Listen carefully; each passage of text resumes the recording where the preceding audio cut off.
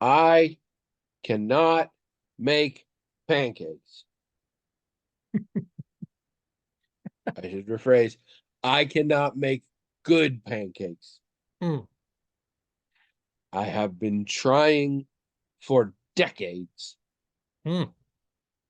I have tried various techniques. I have studied up. I have been taught and retaught. Studied up. I have watched videos because that's the thing. Making pancakes is more art than science, and everybody has their things. And I have learned a lot. And I will say my pancakes are less tragic than they were, but they are not good. Um, I recently made some again, and I studied up again. The box actually had instructions that were like none of this like dry edges when the bubbles pop thing. This was like a minute and a half on a side, just straight up. And I'm like, all right. So I mean, I played around with that. That doesn't work. I think that's actually pretty bad advice. But what I think is going on is the key to the process. The one thing that I have never been able to properly control, and that I think is difficult to control, Mm, is you need a consistent heated surface, mm, be it a griddle or a pan. And here's why I say this, because what happens with me, like, I think I pretty much have down like when you flip them and shit, but there is a certain sort of temperature you want. And if you set the burner to that thing, and then the first one, people always say the first one's bad. Sometimes it is, sometimes it's not so bad. But the heat increases, and like the pan is hotter when you're done doing the next one than before. And then it gets too hot. So I try and turn the heat down, and that kind of works, but then it gets too cold, and that'll fuck up your pancake in different ways. And so that's the problem. But I'm not sure I have ever had pancakes made in a home or by a non-professional that were on par with any like diner or restaurant pancakes I've ever had. mm, What have you? You grew up in this part of the country. I assume people make pancakes all the time mm. for a hard day of throwing hay around. Um, have you had Uh, who made really good pancakes? And not because of like nostalgia reasons. Like you saw pancakes today. Who made pancakes that good, not in a restaurant setting?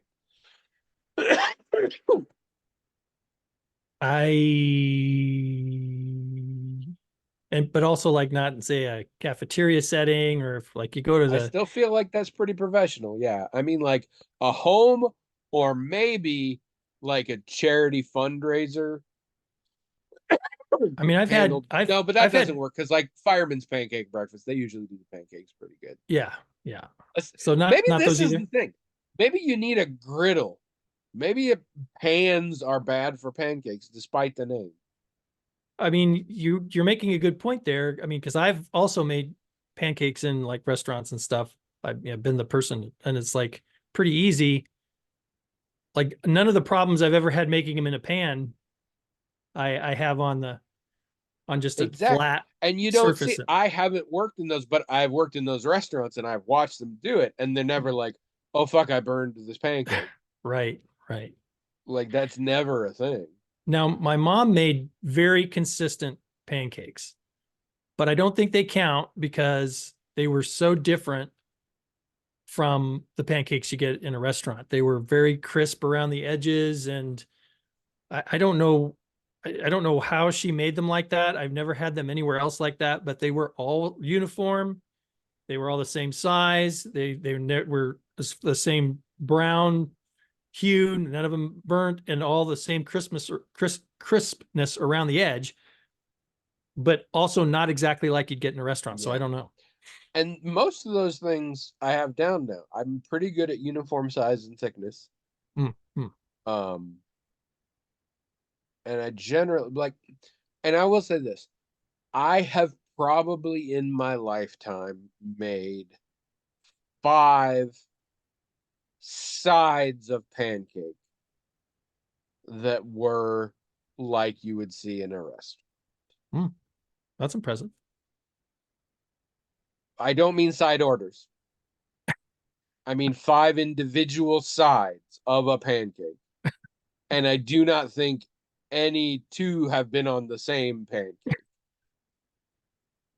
So it hasn't, but I remember occasions where I have flipped over a pancake and been like, oh my God, that looks like a pancake.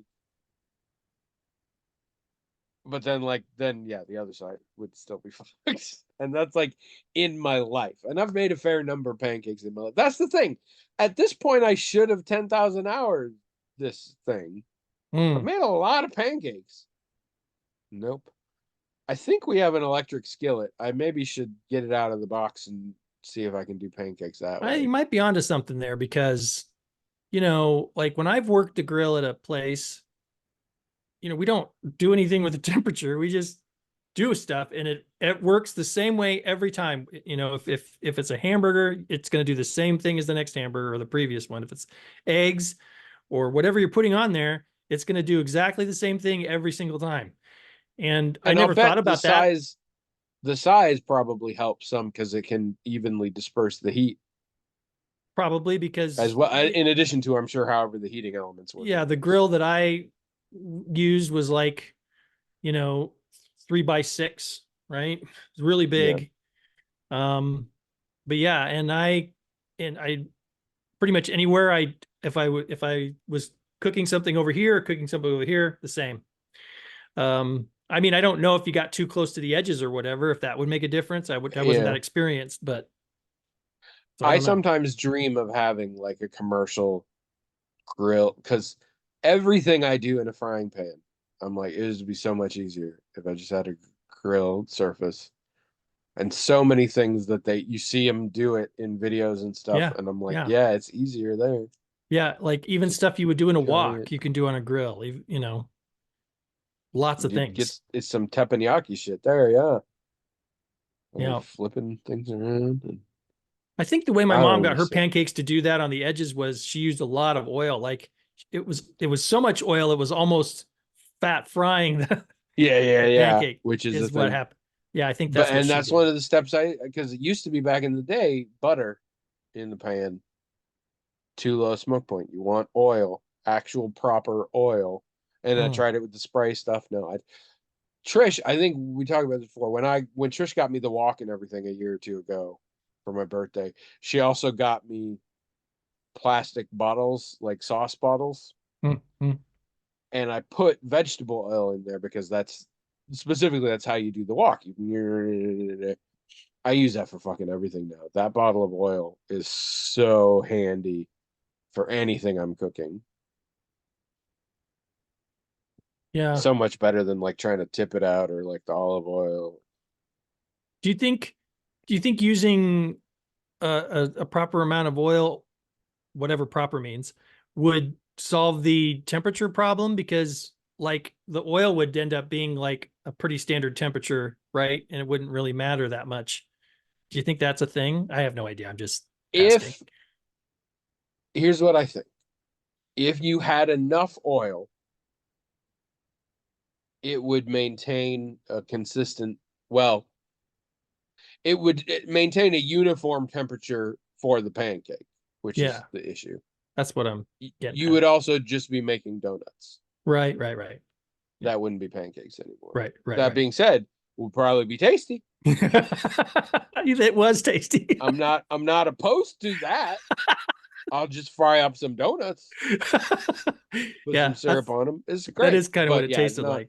That's not the deal. Well, I think that's part of the thing is pancakes exist in a sort of liminal cooking space. It's sauteing and frying and baking, sort of. Like it's a bunch of things in a weird way. I don't know. That's interesting. Hello, everyone. Welcome to the Magical Talking Hat Podcast. the only podcast that got clocked today calling the hostess of a Perkins a breeder. Yeah, that just came out of nowhere. I didn't even think that's the term I use. That's the No, appropriate term. It is a wild thing to say to a stranger. she didn't seem I'm bothered now. by it. She's like, "Did you call me?" Well, but she did like say, "Did you call me breather?" And I was just like, "Oh shit, yes I did." Oh, luckily she jumped on. She's like, "I'm into it." But and of course and she's a black lady talking about the kids she has. There's a minefield there Yeah, of now that you mention it, of potential implications I could be making. And I really wanted to jump in and be like, I call everybody who has kids breeders. It's not because you're like, I didn't because I'm like, that's so much worse. But like, as soon as I said it, I'm like, there was definitely she a could have been time offended in a variety of ways, and I would not have blamed her. she could have, although it seems to me that that would have been like there was definitely a time in American history where that would have many times in American history where that probably would have been, yeah. I don't, Yeah, maybe, I mean yeah. that's some Reagan era stuff right there. Could have been, yeah, Exactly. Right, right, yeah. right. So, Ugh. I but didn't even she think of was that super though. cool. So, I I didn't. didn't. I did. I definitely did. As soon Oh. as she said, "Did you call me a breeder?" I didn't think about it before I said it, which would be a good time to think about those kind of things. I This is an important lesson I have learned through years of therapy. The best time to think about what you say is before you say it. Yeah, yeah, right. Is handy. Didn't do that at all. Wouldn't have thought about it at all if she had not said that. Yeah. Because I didn't even know when she said it. I was like, "Did I? Of course I did. Yes. Oh my god, why did I do that?" But I don't get you breeders is a common phrase that I say to people who have had children, Oh yeah, you say it to everybody. all the time. Yeah, Uh, I did. so yeah. Anyway, I'm Tony, And I'm William, and this is episode 676. and we have pancakes this morning. Hmm. We both had pancakes this morning. Served to us I by very also nice had people. every other breakfast food they serve. Served to us by very nice people. That person we're talking about Yes, seated us, very nice. Also checked us out, very nice. And then on our wished us waitress, well on our podcast. the person who waited on us is very nice. Everybody was nice. Person waiting on us, very cool. Yeah, it's a nice. The Perkins is nice. Yeah, For those of you who are local, it's the Coralville one, maybe the only Perkins left in town, right? I think so. Right I mean, by Iowa River Landing and all that. I And mean, William hadn't Hank, been. I was there not long ago because of medical appointments, and I, in passing, went and had breakfast. a But long he hadn't time. been there in years, and they have refurbished the shit out of it. It's nice. Hmm. I thought the pancakes were good. I thought the hash browns were good. Pancakes I are mean, good. Yeah, so yeah, it was it's all nice. tasty. None of it was mind blowing, but it's a Yeah, Perkins. yeah. It's tasty. I'm happy. I ate way too much. Sorry, my camera's moving. Ezzy's loving on the laptop as she is wont to do. Um, for those of you just joining us or possibly rejoining us, Yeah. um, That's it is become a thing. amazing what is going on right now. As I told William earlier today, I don't particularly believe in fate or anything like that, but if I did, the universe is really sending a sign that we have to not stop the podcast. Because people showed up, start sending emails. People who have had to take breaks probably because of holidays or I don't know, breeding, I don't know, uh, are showing up. Uh, the original Hard Hat #1 just came back for the last episode, and Steve motherfucking Gerbic, who may not be listening, I don't know, just checked in to be like, I haven't listened in a few years, but I love that you guys are still doing it. So the entire Serbian listener base just recently checked back in to say what's up. So it is everything's coming up Millhouse here at the podcast. And we are just thankful to everybody and grateful. And I'm glad your eyes are moving because you're pretty frozen and I got worried again for a sec. But then I saw your eyes wiggling around. If you are new to this, we have a hat. That's that's the hook of our pod. There's so many cool, unique hooks for podcasts, or there were when we started this one, that now are all taken. Like, I'm like, oh, we could have done this. No, that already exists. We could have done like so many like interesting things we could have done because we were still in, I don't know, second wave podcasters, I guess. And there were a lot of things, and nowadays I hear about a new one. Why did I make that sound? I hear about a new one. I'm like, oh, we could have done that. That would have been really cool. But now somebody else is already doing it, and they're successful enough that I'm hearing an advertising. Anyway, we have a hat. That's our deal. The hat is magical in that it has its own email address, themagicaltalkinghat@gmail.com.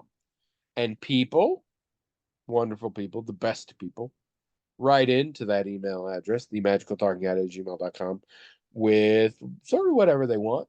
And the hat magically, all on its own, forwards the emails to us. We read them on the air, talk about them till we're bored. That's the show. Sometimes, mostly not.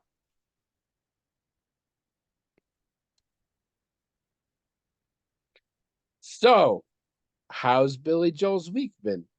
I don't know. Well, how's your My week week, been? my week's been good because we had, I've got two new nieces, twin girls, I saw identical, I saw the pictures. They is cute. yeah, identical twin girls. They were born on the 23rd. Sometimes when it's twins or multiple births in general, they're not as cute because they all got squished together, so they come out a little more like raisiny. But those two is cute. Those two is Well, pretty I don't cute. know if you noticed, but the one on the left, on the little beanie that she was wearing, there was the letter A, and then on the other one was the letter B. I don't know what that was about. I mean, I can guess what that's about. Well, they could put their first initial on their heads or their names. Why did they just put A and B?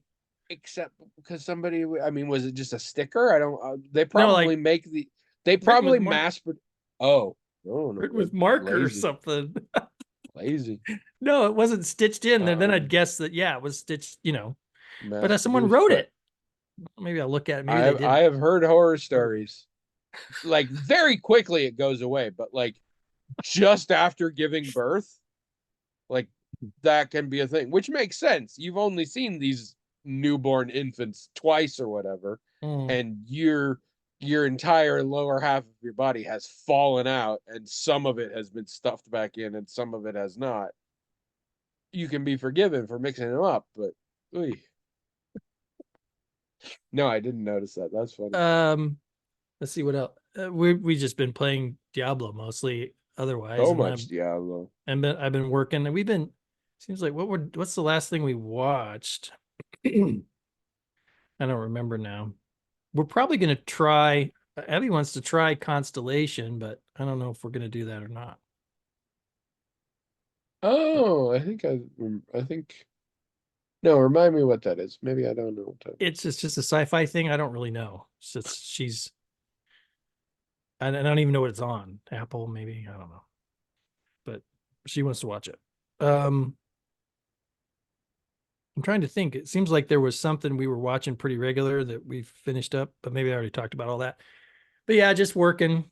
Trying to, and school's been, it's getting near the end of the quarter, and that's when a whole bunch of projects are due and stuff. And then since the internship thing has been pretty busy, I don't have a lot of time to like work ahead. So the projects sort of sneak up and stuff. So that's not Yeah. fun, but it's not bad. I mean, I just have a few weeks left for this quarter, and then the 3 week break that I usually have, I won't have because I'll still be working, and all that time will still count.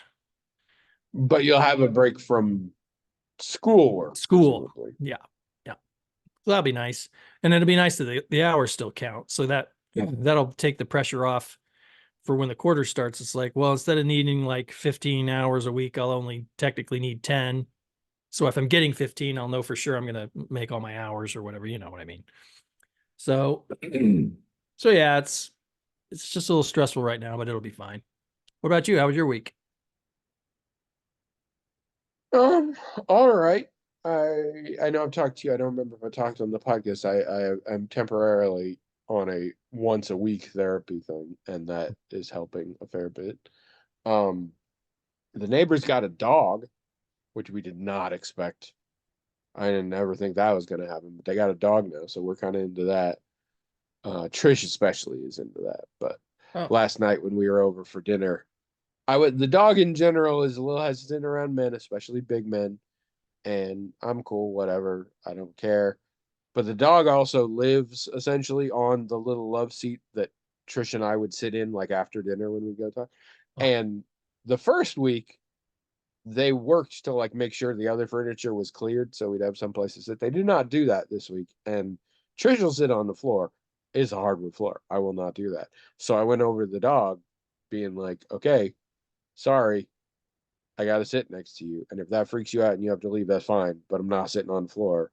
And he didn't leave. And so I just pet him for like an hour and a half. We just hung out. It was pretty nice. yeah, that's cool. He was pretty cool with me. And the dad was a little surprised because he's smaller than I am. He's like, he's not cool like that with me. I that's my vibe. When I go to the cat cafe, a cat finds me and just lays on me, and I stroke them occasionally. But I think I'm incredibly unthreatening to animals Hmm. because they can see I don't give shit. It's they can like there's no intimidation. They're like, I could definitely kill that man. Like no problem. If he get uppity, I could definitely take him out. Which is the same thing. Children before the age of 1 aren't scared of me because they're too dumb to be scared of anything. From about 1 to 3, they get scared of me because I'm big and then about age 3, they're like, oh no, I could definitely beat him in a fight. And then they stop being scared of me. It's the same sort of I deal. I see. So that's nice. What kind of I've dog been is it? playing. It's a lab something mix. It's a black dog. Hmm. Lab Rottweiler. Oh, hmm, Um, that sounds a interesting.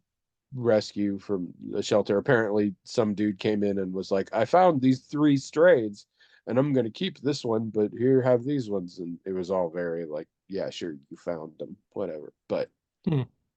um, yeah, he seems pretty good. He's a very timid dog at this point. Hmm. And I have theories as to what might be going on there, but whatever. Um, he's coming along. He seems to get along with him okay, so that's good. Good.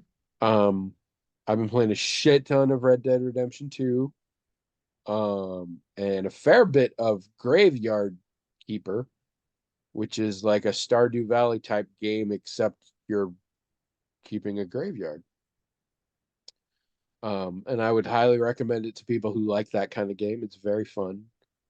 Um, and pretty cheap and must have been somewhat successful because it's had like 3 or 4 different DLCs. So,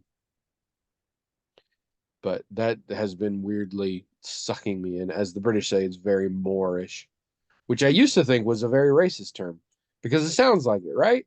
You're like, oh, it's Moorish, referring to black people in Spain, Muslims, and all that. No, no, no, it's not that kind of more. It's more as in give me some more. Oh. And part of the reason is when I initially heard the term, it was in British comedic things that would refer to certain illicit drugs as Moorish. And to Hmm. me, that was like a is that like you're supposed to say it's very Mid-Eastern or what? Like uh and so for a long time I was like, ew, I don't like Yeah. that. But then I found out no, Yeah. it's just it means it makes you want more. Like you say that about food a lot, like snacking things. You're like, oh, it's very Moorish. I've had some and I want some more. That kind of and that's kind of how it is with Cemetery Keeper. But um, nothing much going on with TV. I mean, we're watching a little stuff, but mostly we're just sort of finishing out what we have. I did watch. We watched a few movies, only a couple of which I think I want to talk about. I'll put them on here. Oh yeah, yeah, yeah. I got 2 I want to talk about. One is called Self Reliance. Hmm. It is on Hulu. It is quite short. It's an hour and 25 minutes, I believe. Um, the premise is it's a comedy. I will start there. It's a comedy. The premise is a guy basically gets involved in an underground dark web competition where he has to survive 30 days. He's a hunted, and then there are hunters Mm. all throughout the world. And if he can avoid being killed for 30 days, he wins $1 million. Mm. And the one main rule is so that nobody else know there are no innocent bystanders or anything. The hunters aren't allowed to kill you when you're not alone.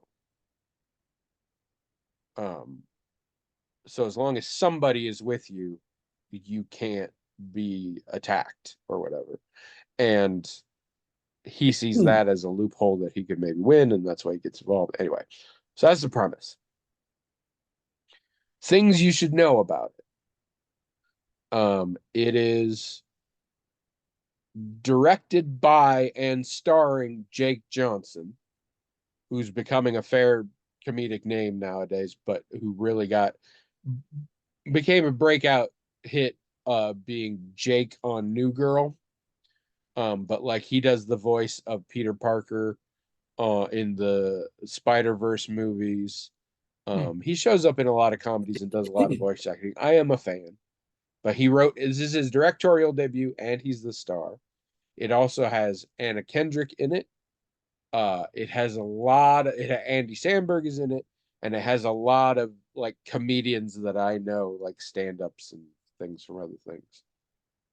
Um, it has like several production companies, but one of the producing companies is The Lonely Island, which is the comedic musical group of Andy Samberg and two other guys that you haven't heard of, except that they're part of The Lonely Island. And they've done a lot of viral music videos for a long time. Anytime there was a music thing on SNL, it was them. Um, so anyway, it's a movie by them.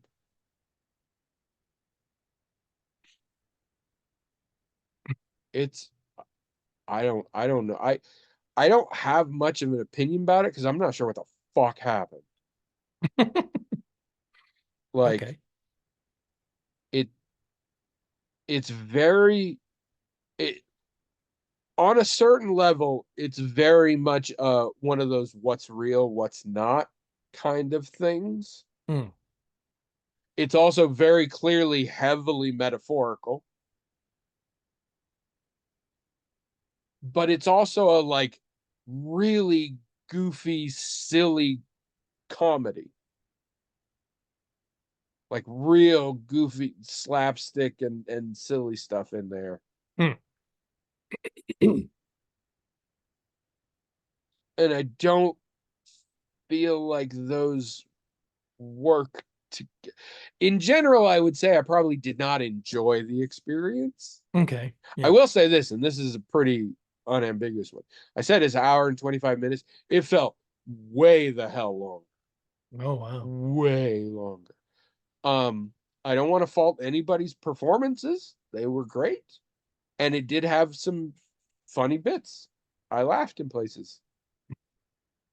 I'm mostly just very confused by it. I'm only bringing it up because I'm hoping somebody else out there.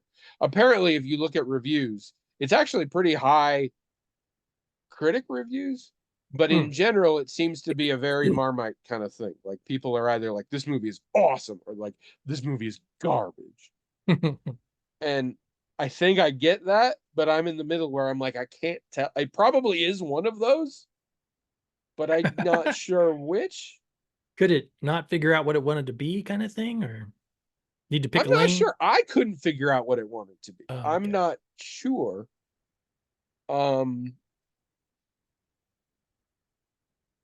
it felt very confident in having. I don't know. It's very weird, and I'm talking about this because I am hoping somebody else who's listening has seen it or will see it Right. and tell me your feelings and your thoughts. I apologize if the mic is picking up. One of the kitties is doing litter police right behind us right now. He's cleaning up, so I apologize for that. So yeah, Self Reliance. If you've seen it or if you see it, go to the blog, themagicaltalkinghat.com, and tell me what is it. Don't know. But in like the exact opposite of everything I just said, not last night, Wednesday night. I'm used to us recording on Thursday. Wednesday night, I believe, or maybe this week, I don't know. Recently, we watched a movie called Retirement Plan. Retirement Plan. Yes. I've never heard of it. It's a Nick Cage film, which is becoming our thing now. Like late in his life and late in our life, we're like, apparently we're Nick Cage fans. Not because we think he's good, but because he can't not be entertaining. Like I can't not enjoy the experience, even if he's terrible. So yeah, Retirement Plan is we froze up a little bit here. All right. Retirement Plan is not really a good movie, but it was very entertaining.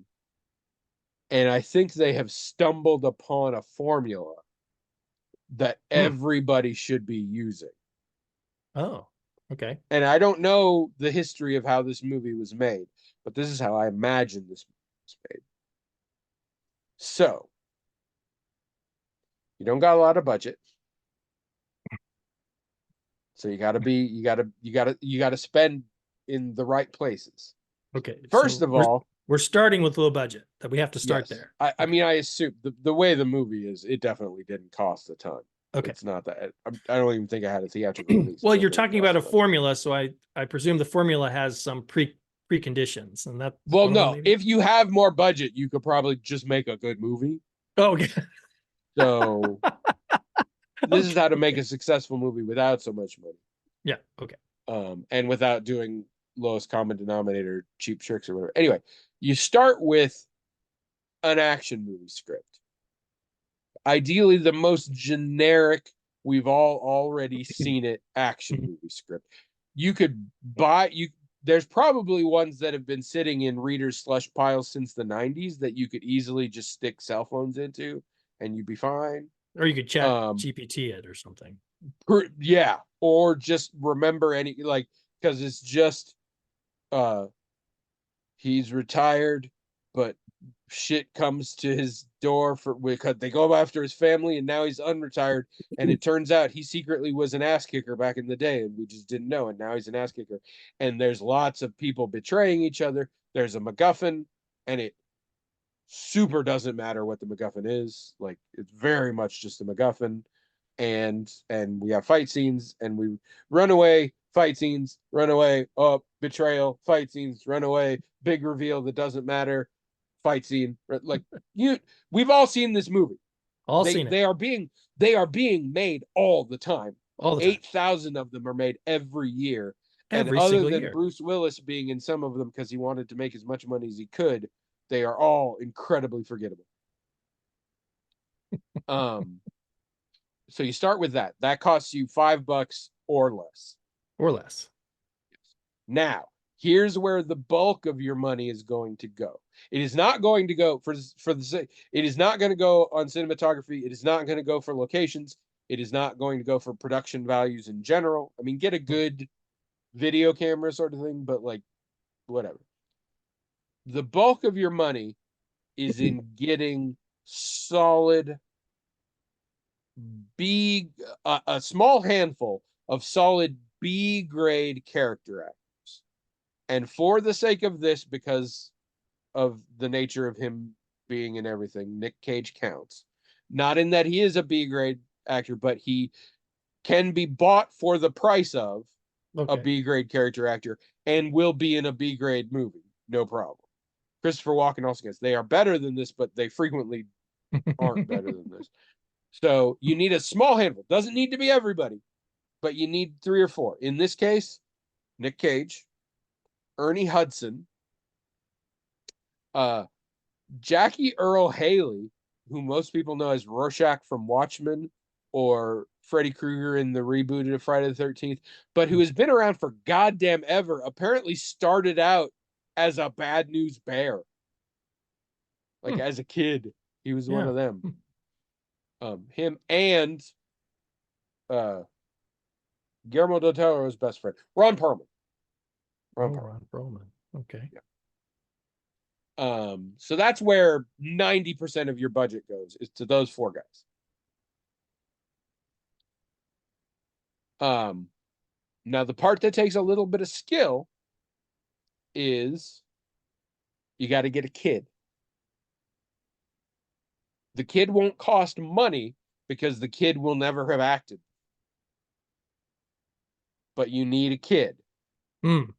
And you need to make sure that the people they have the most scenes with, there's chemistry there, you know, that they're funny together, they're good together. And that is a hard thing to do, but it is not a financial thing. You just got to put in the legwork. You got to put your actor in a room and just bring in kids and have them talk and see who they jive with. How old for the kid? Well, in this case, I'm going to say 12, 13. Actually, I think it specifies either 12 or 13. I think it's Hmm. like she says I'm 13, and then she's like, well, I will be 13 in a few days or whatever. So around that age. She was marvelous, but you can buy a cheap, good acting kid easy if they've never acted. I'm sure after this she'll come in much more, but and then another part that you either have to spend a little cash or have some skill is you need decent fight scenes. So you need a little fight choreographer. Decent. They don't have to be amazing, but they have to be decent. And somebody has to come in and punch up maybe 20% of the dialogue to make it proper funny. Not all, again, not all of it. In the same way that you just need those four guys and the rest of your actors don't matter, like they can be idiots or whatever. The same way, if like 20% of your dialogue is legitimately funny, the rest of it can be the most generic, schlocky, stolen from every 90s action movie thing in the world.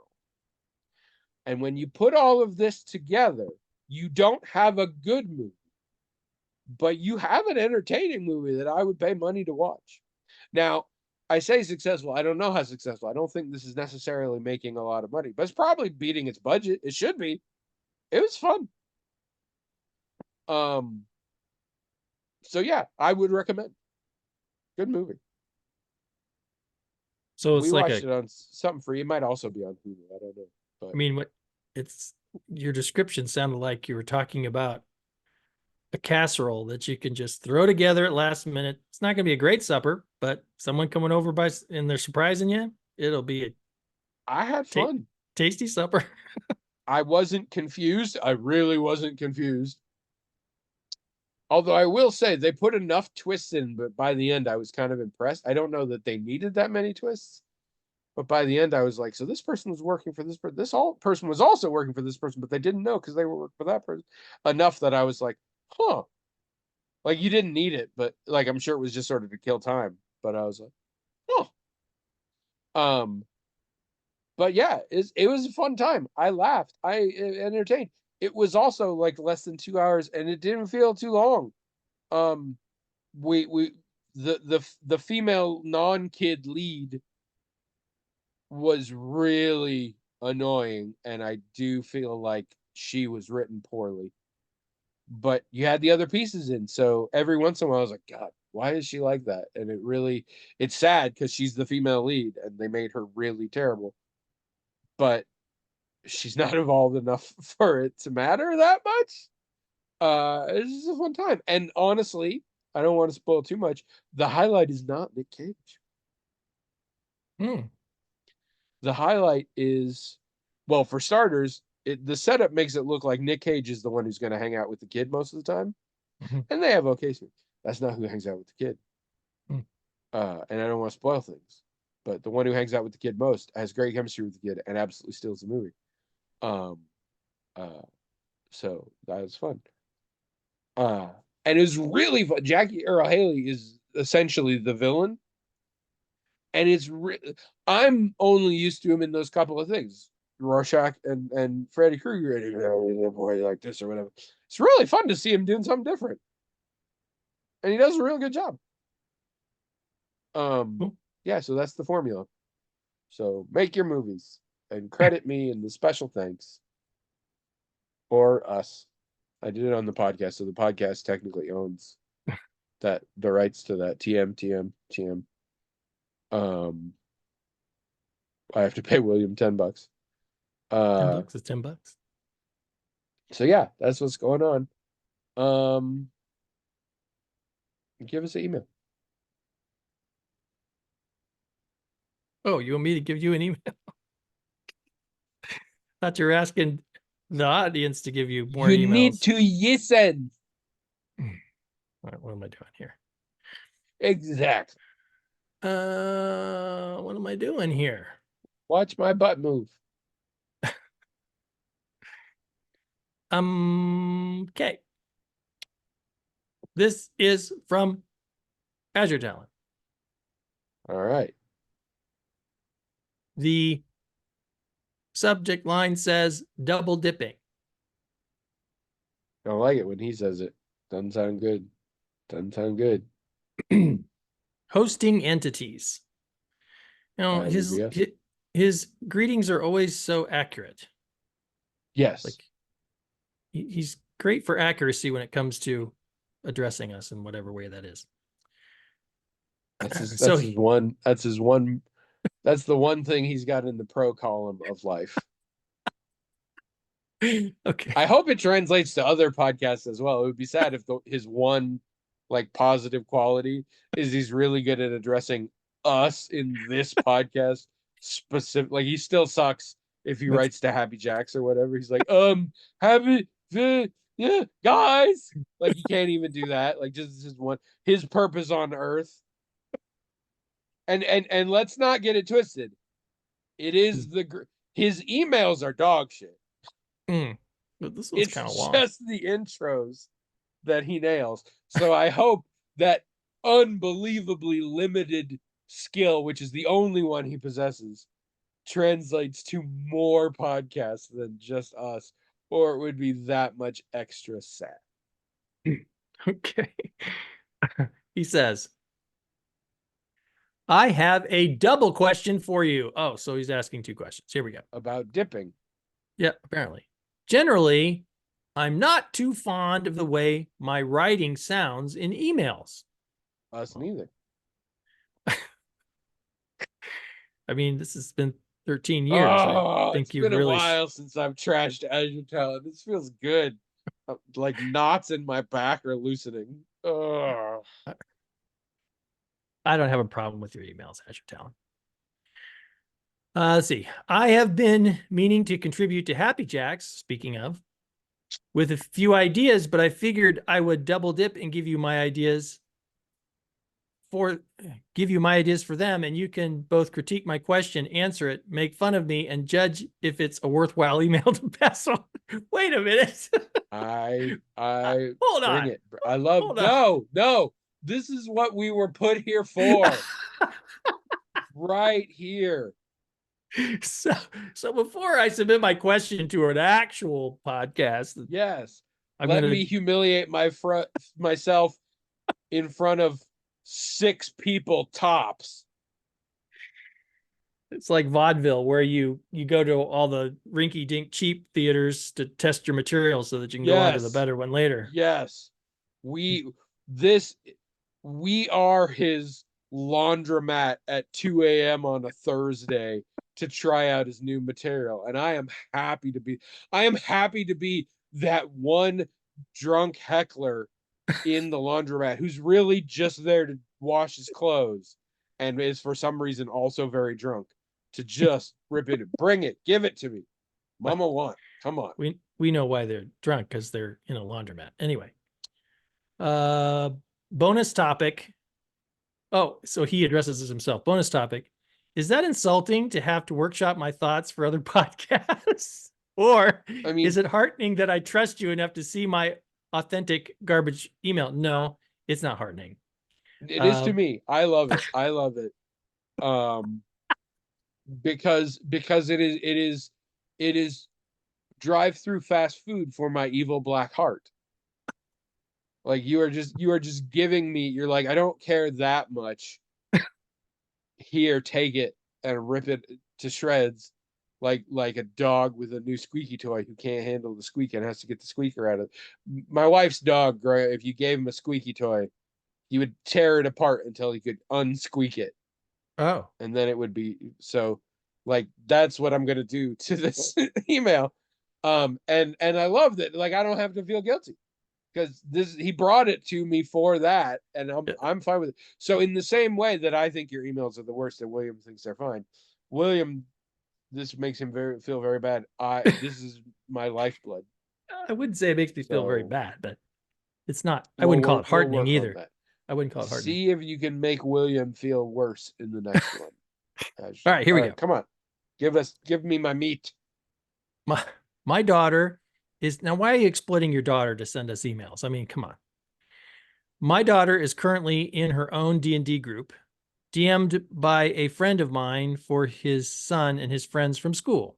Okay, I I don't know why I immediately read that as like she's literally like in a by herself in a one person D&D group. I don't. Oh That's obviously not what that meant, but that's no, just what I no. pictured. She sits there and like, "Hey, DM, okay, roll the dice. Okay. All right. So his friend is doing it for his son and other Kids from children. school, which includes Azure Talon's daughter, is what Oh, I'm getting. all right. My daughter is the odd one out as she's from a different school. Is one grade older than the group and is the only girl. That's quite a few. Yeah. Yeah, that's quite a few differences there. I trust my friend and his son, and the other boys seem to be good kids. But we've had one weird incident. I mean, really, just one? I mean, I'd expect to hear about a weird incident pretty much every single week there. But anyway, where a kid they know from school was at the game store and focused on my daughter leaving the store to see. Sorry, it does say focus, but focused on my daughter leaving the store to see his hoverboard. What? Am I reading this wrong?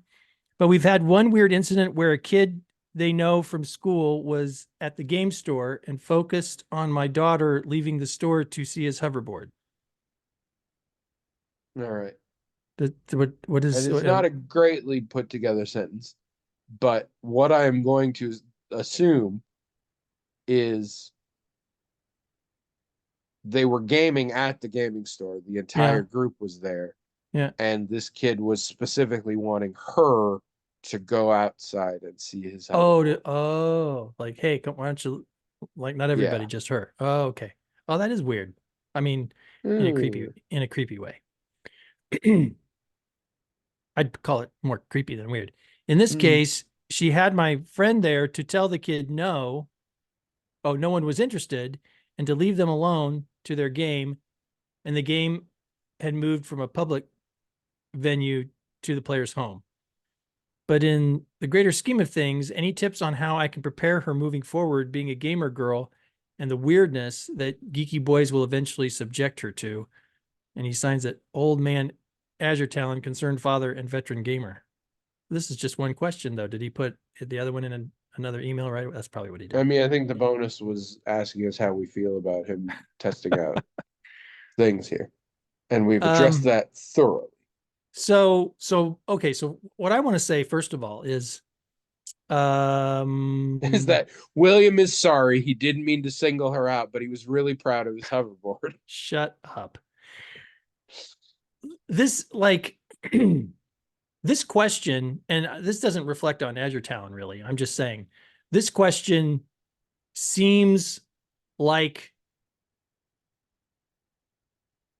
if I was watching a show, and in the show they were having very stereotypical portrayals of role-playing gamers, and there was a plot around that, and the plot involved a weird a role-playing gamer kid being weird with a female gamer. I would think, wow, what a stereotype. That's awful that they're doing that in this show. But here Azure Talon's like actually asking about this very thing. So it feels odd to me, because it's like, oh, so this is a thing. Like, if even Oh today yeah. in 2024, if you're a young woman who plays role playing games, you might have to deal with young men who play role playing games who are, um, I guess, creepy, or for lack of a better term. So that's a Yeah. thing. That's too Yeah. bad. I mean, it's always been a thing. And like, I have witnessed this many times. And in my younger days, I often was that creepy guy. So I was terrible at that age. Mm. Um, So I there's might a not have there stood out because there were a lot of us, but I was absolutely one of those.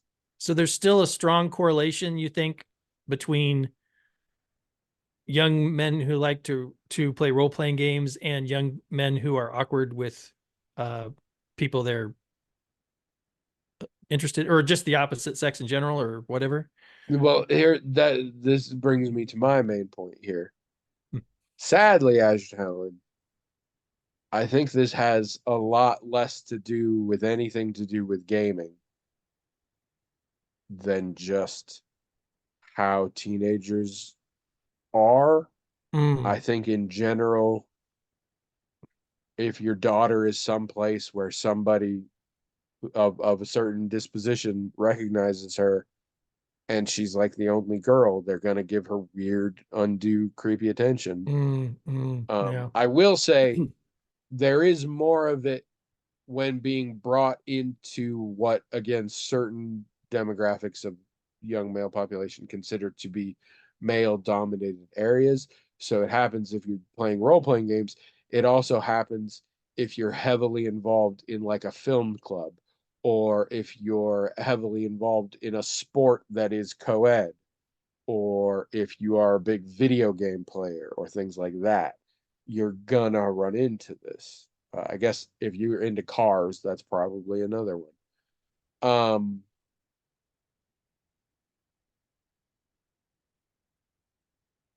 there, I don't know how much the stereotype of tabletop role playing gamers being socially awkward continues to hold. There definitely still are a lot of them, but it is inherently a social interaction, and I do think we are finally shedding a light on the fact that there are plenty of women who do uh tabletop role playing game, video gaming, things like that. And there are still groups of men who are still surprised and therefore sort of exoticize it and fetishize it in weird ways. And I don't think those are avoidable at this point. But I think we're at a point where we shed a light more that there are women doing this, which in turn also makes some women more comfortable to attempt it themselves. So I definitely think progress is being made, but these stereotypes persist in certain groups. Um, and you're going to get this kind of behavior. Uh, all you can really do is tell her the facts and whatever sort of safety tips. So first of all, you're like, this is probably going to happen. It's nothing to do with you. It's nothing about how you behave. You're a girl in a place they don't think there normally is a girl. So either for some of them, it's either we got to kick her out, or it's so sexy that she's here, or Yeah, variations on that. But you know sure, sure. those themes. Um, you don't have to do anything any of them request or anything like that. You can stand your ground on any of this, and don't be safe rather than worry about being, making a scene or whatever. And by and large, don't be in potential situations like that without someone you trust, male or female, somebody there. Um, Also, it sucks. And again, nothing to do with you, not your fault, not something deserved, not something you should have to deal with. It's There's some fundamental social issues here that are bad, but it will happen. And and you can get around it. That is one thing I really like about like tabletop gaming and stuff. If somebody's got a living room, you don't have to. Or online. There are ways to game that would be harder than say playing a game of football, not in like a public park or something like that. Uh there are ways that you can take a private. And if you need to do that, you need to do that. If it's bad enough at a particular shop, go to the owners and be like, dude, what the fuck? Like, do something about this bullshit. And So if the let me, owners are like, what are you talking about, sweet cheeks? Then that's not the gaming shop for you. yeah. So let me ask you a question, cultural Oh, question. all right. Because I'm as all many about the gamers, culture. as many gamers as I've known and things, I don't pretend to know everything about the particular subculture of, role playing gamers in general, tabletop gamers in general, or more specifically.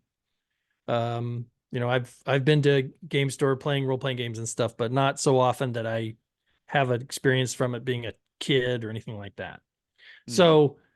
So here's a question I have. I don't know the answer to. Um, so if you're a young man and you And I are am. and you're playing at a a game shop, and your personal experience, maybe you've been doing this for a few years now, is there's almost never girls there. And one day there is. And let's say for the sake of argument, you like girls, you would like to date girls, what have you. And you're not feeling like uh it's not a sexual thing. It's just here is a girl who's interested in something I'm interested in. Maybe it would be nice to become friends with this person. Uh, is it just bad form in general in a situation like that for a young man or even the young woman to show interest in, like, for dating things to happen in that situation? Is that like bad form, or can it happen, and when can it happen? What are there rules? I mean, because it makes sense to me that a young male role player who's heterosexual or whatever might be interested in a female player, and not sexual at first, just like, oh, let's get a coffee or something. I don't know. You know what I mean? I mean, it seems like that would make sense, that would be a perfectly innocent thing, at least at first, to happen. But is it like, hey, that's not cool, don't do that, that's not the place for that kind of thing? I don't I don't know what the rules are. All right. Well, first of all, neither do I. Oh, okay. Um, Sorry, I thought there were rules. I don't know that I have ever actually gamed in a gaming store. I guess I played board games in a gaming store, but in general, that was not something I did. Mm. We still got impressed. The only girl we ever gamed with in primary and secondary school was the older sister of one of my gaming group. And she was an absolute monster and bullied all of us, but we still kept her around because she was a girl. Um, and she was older than us, so we were also all scared of her. But I have witnessed these kind of interactions. You also see it at cons sometimes. And it's very much if you're a person who thinks these are my interests, and people of the opposite sex, if you're a heterosexual person, aren't interested in these kind of things in general. So it's hard to find somebody. Oh, look, there's a girl who is awesome. And it doesn't necessarily mean like, I'm going to marry them. And often I don't think it's conscious. You're not going to ask them out or anything, but you're just like really focused on them and Sure. giving them a lot of attention, and you don't notice, but they notice. Mm. But I would, Hmm. in terms of, you want to hang out later or whatever, I think the rules apply. I think the rules in that situation are exactly the same as basically every other social situation. Okay. I cannot think of too many friend hangout public space things where you might meet a woman and like you should ask them out that day. Um, and unless it's a place for that, you know, Yeah, like a yeah. Well, I mean, well, certain kinds of bars or whatever. But yeah, yeah. if you're going to somebody's game day or whatever, be it at somebody's house or at a park or whatever, yeah, no, like don't do that. Yeah. Yeah. Because and here's the thing. You're asking them out because you're like, oh my God, it's a girl who likes the things I like, and those are so rare. Catch them while they're hot, you know? Yeah, yeah, yeah, yeah. But in reality, what the woman wants, I'm gonna tell you here because I know this stuff, is hi, I'm a person. Yeah. We happen to have a common interest, and that's cool, and we can interact on that level. But at this point, you know zero about me other than that. So it's wild that you want to ask me out. Like Hmm. Hmm. it's you didn't ask any of the other guys that showed up. So because I'm one that eventually you might want to fuck, you're gonna ask me without knowing anything. That's that's the thing. Is it if two new people show up to a gaming group, and you're a straight boy, and this one's a dude, and this one's a girl, and you ask the girl if she wants to go get coffee, the only difference here is you might want to fuck this one Yeah. I mean, because you know exactly the same thing about them and you have the same single thing in common. And it should be fine to be like, dude, you want to hang out later? Because you want to make friends, but you yeah. don't. You You ask don't. her. So, all right. So now, so you're saying If that, it wouldn't be weird if they weren't your preferred sexual orientation gender, yeah, yeah, then yeah. it's probably fine behavior. Yeah, yeah, yeah. If it would be weird or you wouldn't do it in that circumstance, Mm. it's probably not fine behavior until you've reached a point that you know each other well enough that you're like, I know what kind of person they are, and I think I am interested in them. So But that's and the more I say this, the more this is just rules for fucking life. sure, sure. But so, but also I hear And again, I what am you're an saying. expert on what women want. So I hear what what what you're saying sounds like good advice. I mean, the question is, what's the good advice for the girl of this situation? It sounds like the boys could use some good advice, and that sounds like pretty good advice. I mean, there's a huge power dynamic issue, Mm, yeah. and it gets complicated. And hear me out on this one because this sounds like a weird trope that it's not. What if the hoverboard dude was somebody that Edge daughter thought was really attractive, Mm, like, and would like that attention? mm. What if the dude wasn't that weird, but like he was gross looking? Like that can be a thing. And also, what she wants is very hard. Like the situation and the social dynamics are stacked such that the situation as a whole kind of doesn't care what she wants, and that's a problem. Yeah, yeah, Um, but in general, I would say treat people like people. yeah. Um, and it is her prerogative. So if the hoverboard guy is like, "Hey, want to come see my hoverboard?" and she's into that, cool. I mean, again, just for safety. I mean, it's the front of a bill. I don't know. It's probably fine. But yeah, if you want to go, if you're into it, fine. If you're not into it, say no, thank you, and then just stick with that. But I mean, again, I think I personally, again, with my so much experience of having been a teenage woman in the 2020s, um, think it is very much about being aware that a lot of what is going on is not about you, and you've done nothing wrong in this situation to elicit this, and then sticking with what's comfortable for you and what you feel safe with. And outside of that, the only rules are the same ones humans should always have of like be polite, respect boundaries, communicate clearly, all that kind of thing. Well, and understand the other person's situation because I had a lot of Yeah. female friends. I could easily see myself in a situation just like that, being that guy and asking the girl because I'm not. Girls are more interesting just in general. I mean, I don't have any ulterior motive. I'm not planning to date this person. It's like, oh, this, I just had a lot of female friends that I'd never thought of in that way. We were just friends. So I know that even young men, boys can be friends with women and even prefer that.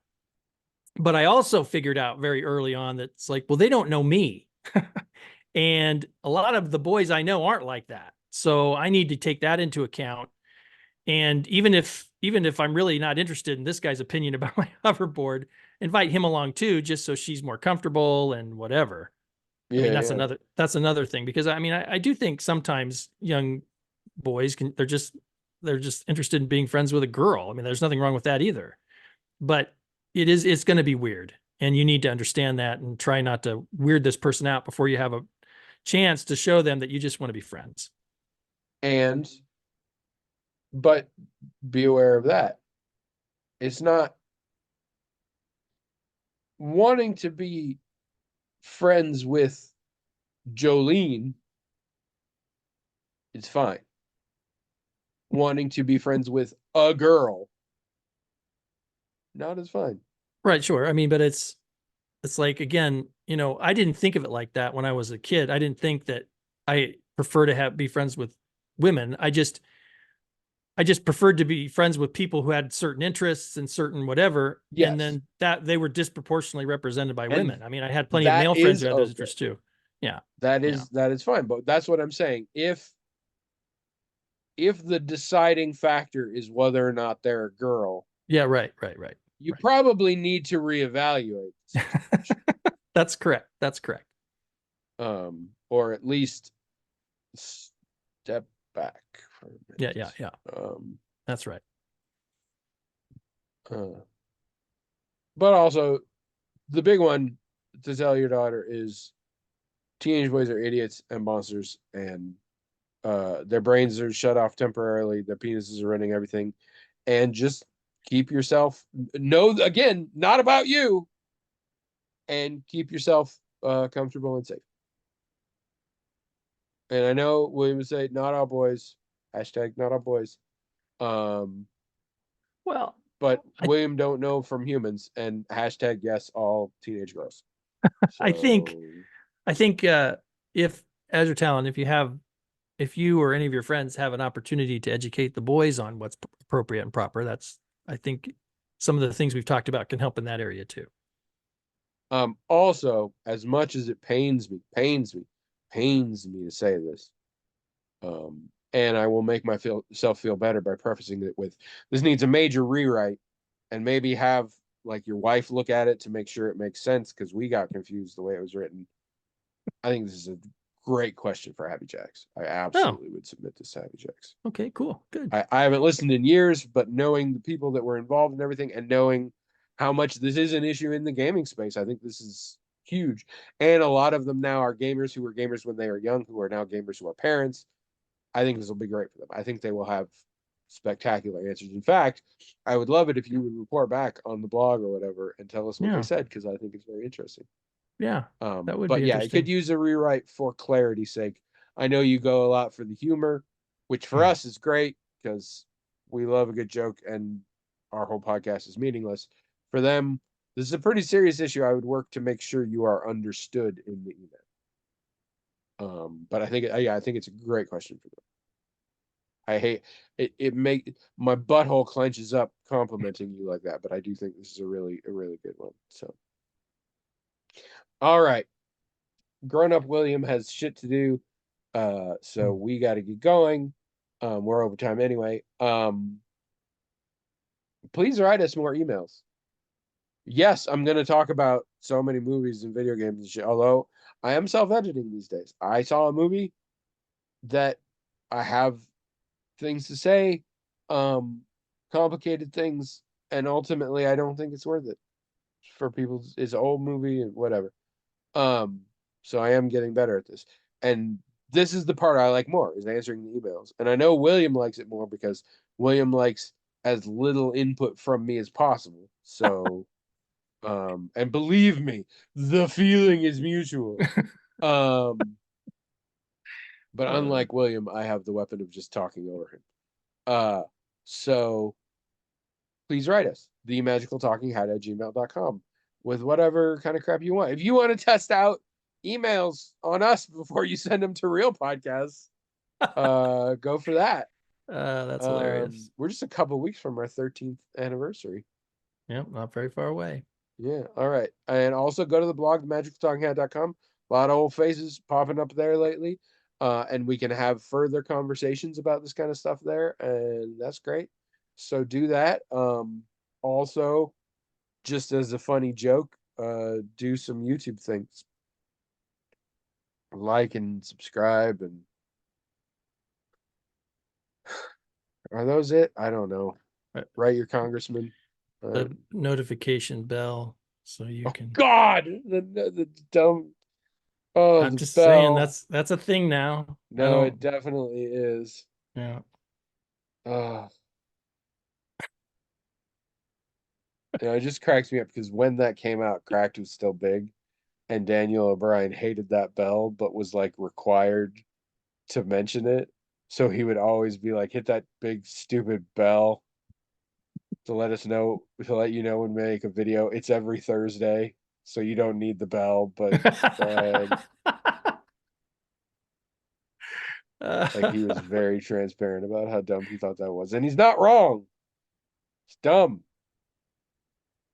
But the algorithm likes it. So help Yep. us help the algorithm so that when the machines take over, um I think this joke is being written by autocorrect suggestions.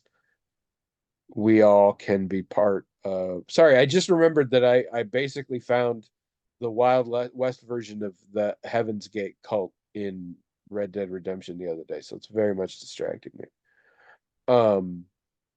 Anyway, keep listening and write in and do, it's a podcast. Do podcast things.